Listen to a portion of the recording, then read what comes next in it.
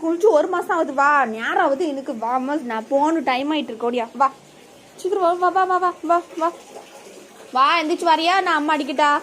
கம்பு எடுத்துட்டு வரணுமோ? ரொம்ப நாள் ஆகுதுல குளிச்சு. வா வாழ சுசி நிக்கா உள்ள. வா வா ஒடியா ஒடியா சீக்கிரம் வா. இந்தா ஒடியா ஒடியா. எந்திரி போ போ, எந்திரிச்சு போ போ. நல்ல பிள்ளைல போ. எந்திரி போ, நேராவது. எந்திரி ப்ரௌனி போ. ப்ரௌனி எந்திரி போ.